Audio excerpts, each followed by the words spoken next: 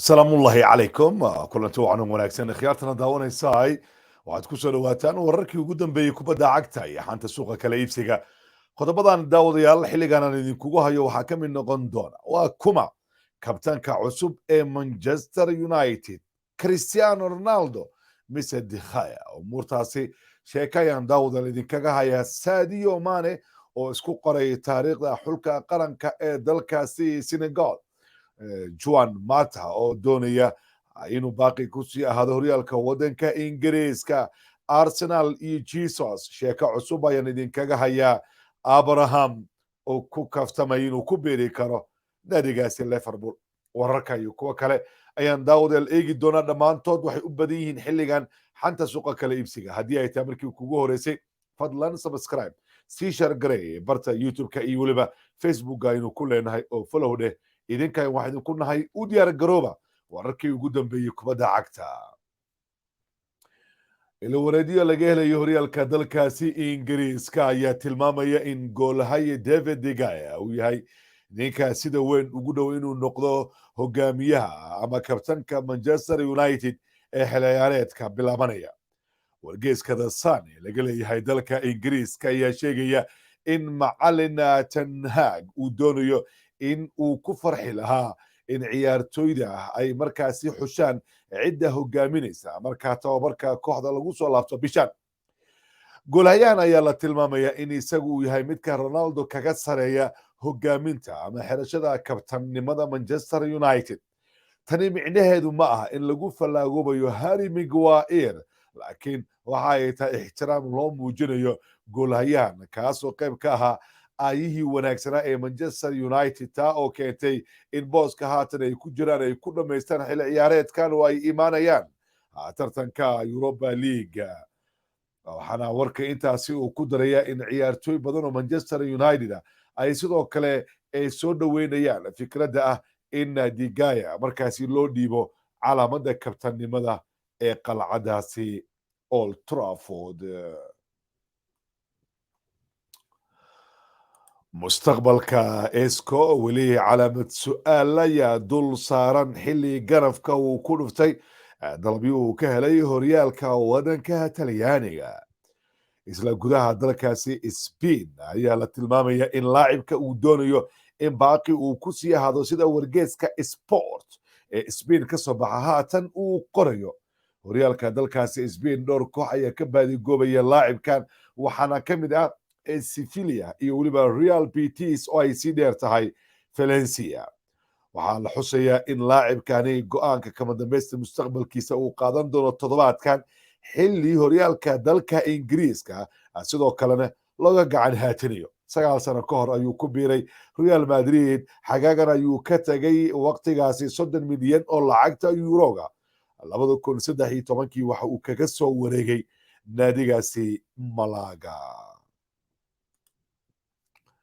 naadiga arsenal markaani jeebkooda ayay quurayaan waxayna dagaal ugu jiraan in jesus ay ku qanciyaan imaashaha qalcadda imaratis waayo arsenal kama qaybgelayaan tartanka championka haddii aanu soo qaadin koobka euro liga xilli ciyaareedkan waa europa liga waxaana la xusayaa in haatan ay u bandhigeen mushaar ka sareeya midka uu ka qaadanayo manchester city arsenal aad ay ugu rajo yihiin inay helaan wiilkan u dhashay dalkaasi brazil haatan waxa uu manchester city ka qaataa 110 milyan oo lacagta giniga istarlinka toddobaadkii laakiin arsenal waxay diyaar u tahay inay siiyaan 200 kun oo lacagta giniga waxaana kasii dheer lacaga gunaa oo markaasi ku xidhnaan doonta heer ciyaareedka laacibka 12 bil ayaa ka harsan qadaraaska uu ku joogo naadigaasi manchester city cityna waxay diyaar u tahay in laacibkaasi ay ka takhalusaan oo ay ka faa'iidaystaan fadlan sii shargarey u gudbi saaxiibkaaga xidiga qaranka dalkaasi senegal lagu magacaabo sadio mane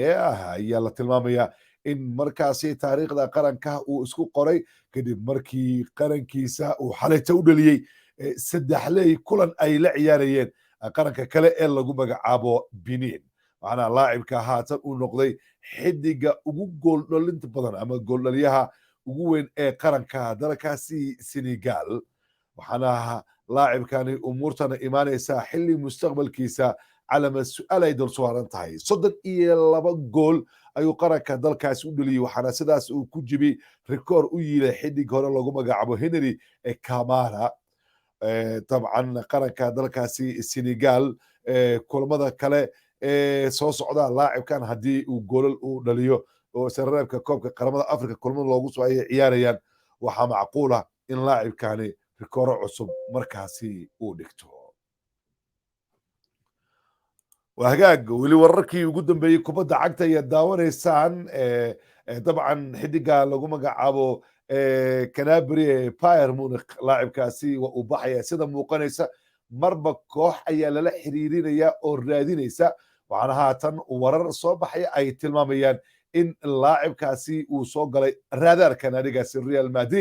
ريال مدريد وكوفا شلنتي ان امبابا يهلان وحال ليهي هاتن ودهدل اي لفورين wakiilka garabka kooxdaasi Bayern Munich ka oo ay doonayaan in markaasi ay helaan waa marka qandaraaskiisa uu dhamaado xagaga 2023 marka micnaheedu waxay tahay Real Madrid qaab xor ay ku baadi goobayaan oo lacag ma rabaan in laacibka ay bixiyaan laacibkan Liverpool ayaa sidoo kale kamid ah iyo waliba naadiga kale horyaalka dalka Ingiriiska kuwaasi uu wada baadi goobaya inay helaan xidigani lagu magacaabo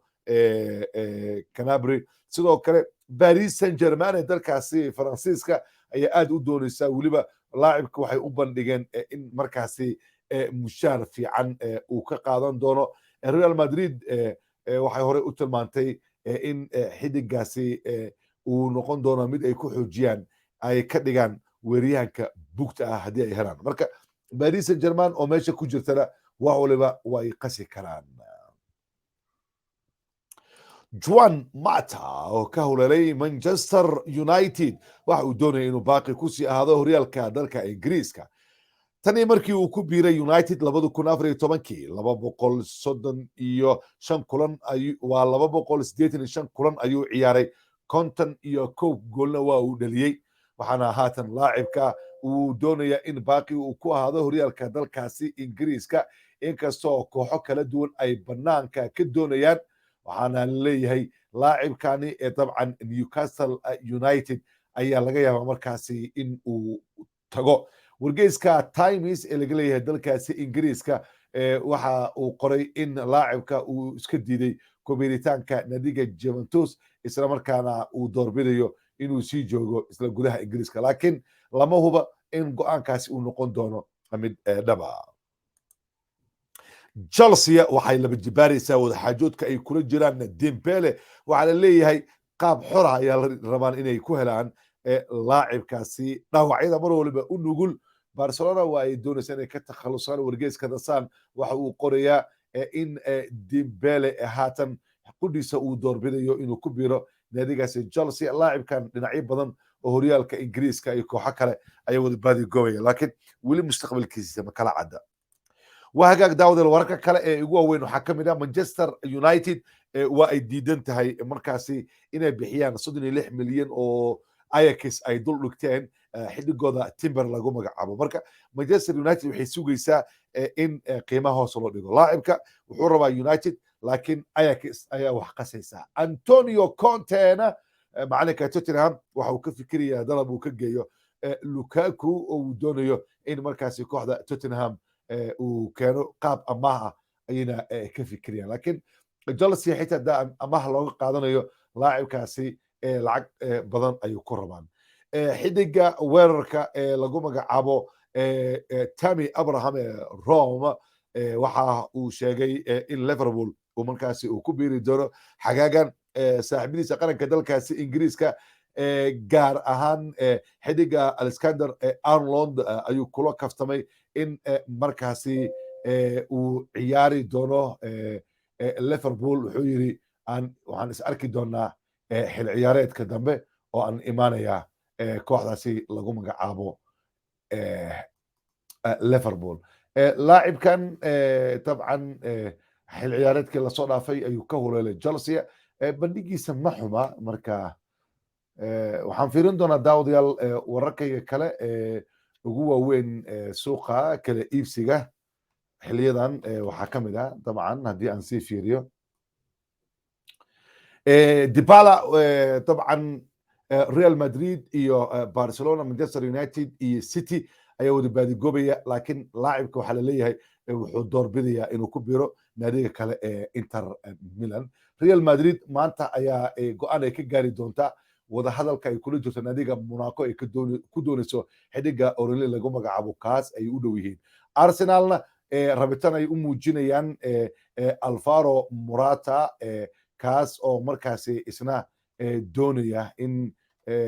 koox weyn uu tago, laakiin arinta championka ayaa mar waliba xaalka xumeyn karta. daawadayaal wararkii ugu dambeeyey kubadda cagtana xiliga waa naga intaa.